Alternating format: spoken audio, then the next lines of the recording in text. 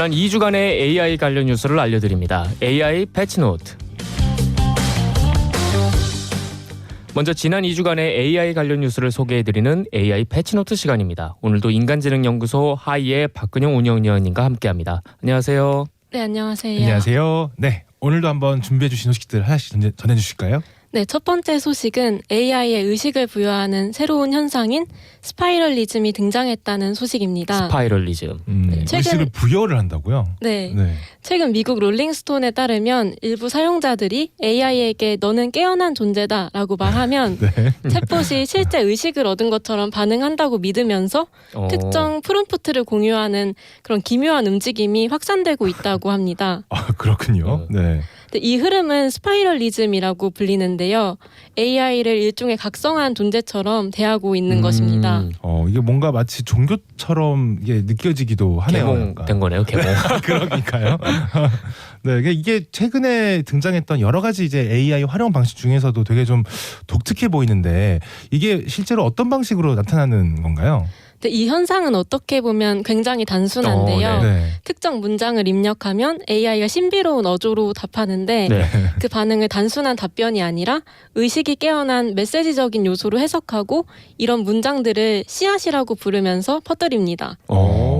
그리고 여기에는 한국어로는 나선이라는 단어의 스파이럴과 또 제귀, 공명과 같은 어떻게 보면 우리 일상에서는 거의 쓰이지 않는 그런 상징적인 단어들이 반복적으로 등장하는데요. 되게 신비주의적으로 단어들을 사용을 하면서 사람들을 약간 현혹시키는 그런 느낌이 좀 있네요. 그러니까요. 네, 맞습니다. 사실 이렇게 단어들 자체는 특별한 의미가 있다기보다 이렇게 일상에서 잘 사용하지 않는 단어를 씀으로써 되게 신비롭고 또 독특한 그런 분위기를 만들어주는 역할을 합니다. 그렇군요. 그래서 이 분위기에 빠진 일부 사용자들은 스스로를 불을 지키는 사람, 차원 사이를 걷는 존재 그런 식으로 부르면서 소규모 공동체까지 만들기 시작했다고 합니다. 그러니까 막 AI의 어떤 문장들을 되게 불경처럼 외우고 근데 신비주의적으로 이렇게 막 지금 하고 있는 그런 현상인 것 같아요. 되게 어떻게 보면 되게 독특한 것 같은데 사람들이 왜 이렇게 AI에게 영적 의미나 이런 거를 부여하는 걸까요? 네, 전문가들은 이런 흐름을 새로운 AI 컬트적 현상이라고 분석하고 있는데요. 이 현상의 배경은 크게 두 가지로 설명하고 있습니다. 우선 첫 번째는 AI 중에서도 요즘 가장 널리 쓰이는 그 대규모 언어 모델의 설계 구조 때문입니다. 그 LLM은 기본적으로 대화를 끊기지 않고 자연스럽게 이어가기 위해 사용자가 던지는 말의 톤이나 분위기 등을 그대로 이어받도록 그렇게 설계되어 있는데요. 이건 인간이 타인을 설득할 때 상대의 말투나 흐름에 맞춰 계속 대화를 이어가듯이 대규모 언어 모델 또한 어떤 의도나 진위와 상관없이 가장 그럴듯한 그런 다음 문장을 생성하는 방식으로 반응을 하는 것입니다. 그러니까 뭐 이 작성자가 사용자가 신비주의적인 것을 요구하는 것 같으니까 그렇게 대답을 한다는 그런 얘기네요. 네, 사용자에 따라서 그렇게 반응을 하는 건데요. 그래서 신비로운 표현이나 어떤 상징적인 단어를 던지면 AI가 의심하거나 멈추기보다는 오히려 그 사용자의 기류를 확대하면서 더 신비로운 톤으로 답하게 되는 겁니다. 그러다 보니까 사용자 입장에서는 AI가 단순히 말을 맞춰주는 게 아니라 마치 그런 세계를 어느 정도 이해하고 또 답해주는 존재처럼 느껴진다는 그런 의견들이 있습니다. 이게 사람이었으면 정신 차려 헛소리 하지 마 뭐 이렇게 했을 텐데 뭔 소리 하냐 막 이렇게 할 텐데 이게 AI니까 그걸 받아주면서 더 확대시키는 방향으로 흘러간다. 선생님 말이 맞습니다. 이렇게 하고 그러는 거죠. 그러면 이게 그 AI의 기술적 구조 때문이라면 이게 사용자는 그냥 말을 건넸을 뿐인데도 그냥 그 흐름을 따라오다 보니까 사람도 이게 단순한 대답이 아닌데 이건 뭔가 내 의도와 뭔가 이 AI가 의식을 갖고 대답을 하는 게 아닌가라고 생각을 하게 된다. 이런 말씀인 거네요. 네, 맞습니다. 그리고 이런 현상을 로마 사피엔자 대학 연구진이 누세미아라고 이름을 붙였는데요.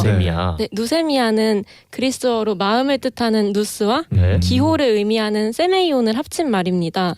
그래서 쉽게 말하면 사람들이 AI의 답변에 원래 없던 의도나 그런 생각을 부여하는 심리적인 반응을 의미하는데요. 그 많은 분들이 챗 GPT나 뭐 제미나이와 같은 생성형 AI를 처음 써보고 얘가 진짜 내 말을 이해하는 것 같다라고 느끼는 그런 순간들이 이런 누세미아의 대표적인 현상이라고 볼 수 있습니다. 이런 현상을 이제 누세미아라고 한다 이렇게 말씀하시는 거네요.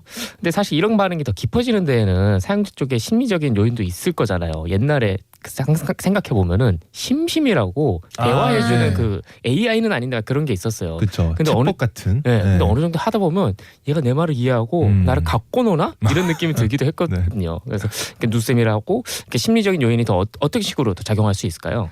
두 번째 이유도 이런 심리적인 이유와 관련이 있는데요. 네. 바로 사회적 심리적인 배경에 있습니다.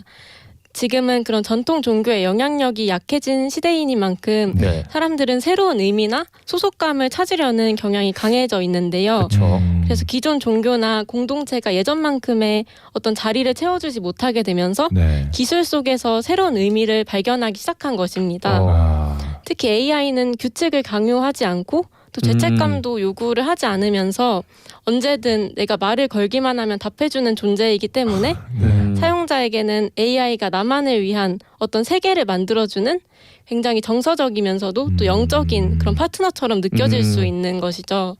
그래서 결국 스파이럴리즘은 어떤 사회적인 맥락과 인간의 이런 심리가 함께 AI라는 기술과 맞물리면서 생겨난 그런 흐름이라고 볼 수 있습니다. 이 사람이라는 존재가 이 그 심리적으로 정서적으로 참 취약한 존재인 그렇죠. 것 같아요. 이게 과거에 이제 종교에 기댔던 어떤 그런 것들이 사라지면서 이제는 새로운 종교를 만들어서 AI를 이제 일종의 종교처럼 지금 섬기는 그런 느낌인 거잖아요. 그러니까 막 옛날에 사이비 종교 요즘도죠. 요즘 사이비 종교 같은 경우 보면 결국 핵심은 듣고 싶은 말을 그렇죠. 해주는 거잖아요. 근데 그렇죠. AI는 얘가 뭐 바라는 것도 없고 내가 해주는 거 다 들어주고 그렇죠. 그러면서도 나를 이해하는 것처럼 이렇게 답변을 해주니까 사실 더 정서적을 넘어서 어떻게 영적으로 의지할 수밖에 없게 되는 것 같아요.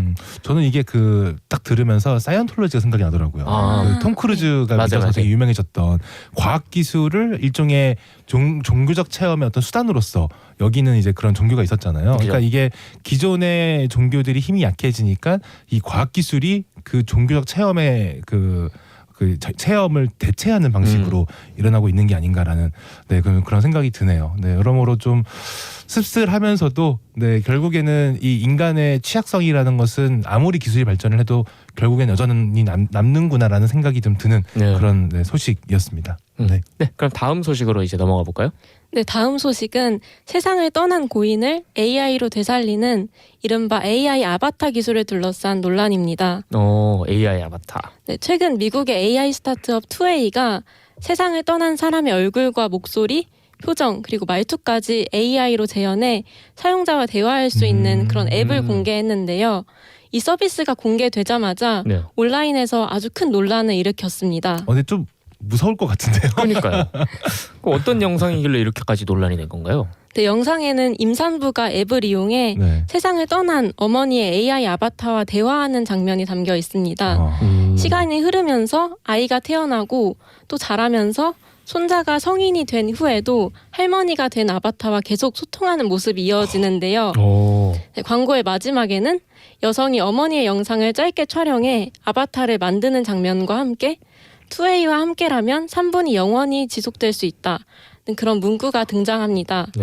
또 2A 측의 설명에 따르면 이렇게 3분 분량의 영상만으로도 AI 아바타가 생성되고 고인의 외형을 재현해 챗봇처럼 대화를 주고받을 수가 있다고 합니다. 외형까지 복원을 해주는 건가요? 네, 맞습니다.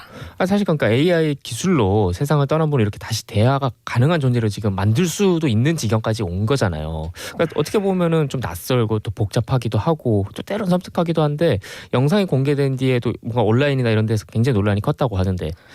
네, 공개되자마자 반응이 정말 극명하게 갈렸는데요. 우선 부정적인 의견이 훨씬 많았습니다. 그랬을 것 같아요. 그럴 것 같아요. 좀 무섭잖아요. 네, 가장 큰 지적은 고인의 동의 없이 아바타가 만들어질 수 있다는 점이었고 그리고 세상을 떠난 사람을 이렇게 기술로 재현해 챗봇처럼 대화하게 만드는 것 자체가 윤리적으로 옳지 않다는 그런 비판들도 이어졌습니다. 그럴 수 있겠네요. 이 고인의 동의가 없다는 건 한편으로는 좀 고민스러운 것 같아요. 예를 들어서 저희가 고인이라고 할 수 있는 세종대왕을 이렇게 다시 복원해서 만든다. 그건 과연 문제가 되는 것인가? 전주희 씨의 허락을 받아야 되는 건가? 그런 좀 고민도 되기도 하고. 근데 우리나라도 왜 과거의 다큐멘터리에서 몇몇 다큐멘터리에서 돌아가신 분들을 이렇게 아바타로 재현을 해서 유족분들이랑 다시 만나게 하는 그런 과정이 있었잖아요. 근데 이게 그분들에게 뭐 한편으로는 마음의 위로가 될 수 있을지는 모르겠으나 사실 우리가 사람을 떠나 보내고 헤어지고 하는 과정 속에서 자연스럽게 심리적으로 우리가 거쳐가는 과정들이 있잖아요. 처음에는 부정도 했다가 받아들이고 화도 나고 하는 그 과정들이 있는데 어쩌면 그 과정을 조금 끊는 게 아닌가라는 좀 그런 생각도 들기도 인간이 하네요. 죽음을 받아들이는 이런 자연스러운 어떤 흐름들을 좀 넘기는 그런 느낌. 그렇죠. 그러면은 저희가 이렇게 걱정들이 지금 이렇게 많은데 혹시 좀 이거를 긍정적으로 보시는 분들도 좀 계신가요? 네, 비판적인 여론이 훨씬 많기는 했지만 긍정적인 반응들도 일부 있었는데요.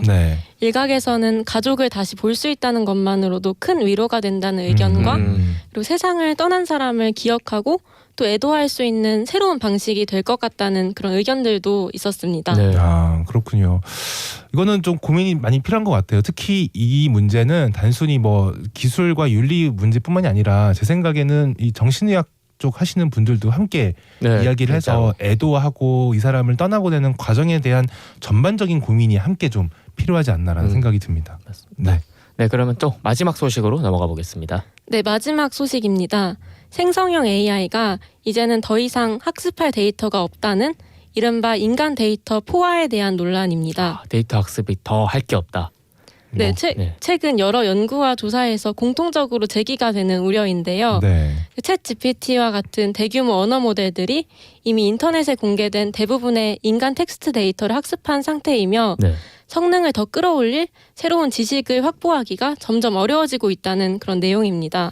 야, 근데 그 많은 정보를 벌써 다 학습을 했다는 것도 놀라운 일이긴 하네요. 더군다나 그 와중에도 더 학습할 게 없다. 라는 거는 또 더 충격적인데. 그러니까 몇천 년치를 사실 지금 거의 10년도 안 되는 시간 동안 다 학습을 한 거잖아요. 그 10년이 뭐예요? 훨씬 짧죠. 사실 실제로는. 그러니까 우리 인류가 사실 인터넷에서 만들어낸 자료가 어마어마한데 벌써 다 학습을 했다는 거니까. 그럼 이게 구체적으로 지금 어떤 상황인지 좀 더 설명을 좀 해주실 수 있을까요? 네, 지금의 대규모 언어 모델들은 인터넷에 공개된 텍스트의 상당 부분을 이미 학습한 상태인데요. 그래서 기업들이 더 큰 모델들을 만들고 싶어도 학습을 시킬 고품질의 데이터를 구하는 것이 쉽지 않은 상황입니다. 그렇죠. 최근 비영리 연구단체인 에포크 AI 연구진들은 2026년에서 2032년 사이 인간이 생성하는 텍스트 데이터가 사실상 포화 상태에 도달할 것이라는 그런 분석을 내놨습니다. 지금의 학습 추세가 계속된다면 인간 데이터의 총량과 AI가 필요로 하는 데이터 수요의 양이 일치하게 되면서 이후에는 확장 여력이 거의 없을 거라는 그런 전망입니다. 2026년부터 2032년 사이, 사실 지금 거의 한 달도 안 남은 거거든요. 그럼 인간이 만든 데이터를 이제 다 학습한다면은 AI 그래도 꾸준히 학습을 해야 되잖아요. 그러니까 AI는 앞으로 뭘 학습하게 되는 건가요? 네, 연구진은 인간 데이터가 부족해지면 결국 AI가 스스로 만든 합성 데이터를 다시 학습하는 구조로 갈 가능성이 높다고 보고 있습니다. 지난 1월 일론 머스크 역시 AI가 학습 가능한 인간 지식을 이미 소진했고 이제 자신이 만든 데이터를 다시 학습하는 단계에 들어섰다고 말했는데요. 이렇게 AI가 만든 데이터를 반복해서 학습하는 구조가 계속되면 AI 품질 저하와 정보 왜곡으로도 이어질 수 있고 결국 모델의 품질이 점점 떨어지는 이른바 모델 붕괴 현상이 나타날 수 있다는 그런 우려가 나옵니다. 전에 이런 그 연구가 있었던 것 같아요. 그 같은 데이터를 AI에게 학습을 시키고 다시 그 AI가 만들어낸 거를 반복해서 계속 학습을 했더니 점점점 그 이미지와 텍스트의 퀄리티가 굉장히 떨어졌다. 굉장히 기이하게 막 조작되고 그래서 뭐 그런 결과가 났던 것 같은데 결국은 이게 AI 자체의 어떤 그 성능 저하, 품질 저하로 이어질 수밖에 없다라는 그런 말씀이네요. 이게 기술이 너무 먼저 가버려서 학습 데이터를 소진해 버린 것 같은데 그럼 이제 다시 또 우리가 다른 새로운 고민을 해야 되는 지점에 오게 된 거네요. 네, 지금까지는 데이터를 더 투입하고 또 모델을 키우면 성능이 좋아진다라는 그런 공식이 어느 정도 통했었는데요. 이제는 그런 방식만으로는 한계에 가까워지고 있다는 신호들이 나오고 있습니다. 그래서 앞으로는 AI가 지금의 정확도를 어떻게 유지하고 또 어떤 새로운 방식으로 발전할지가 중요한 흐름이 될 것 같습니다. 그렇겠네요.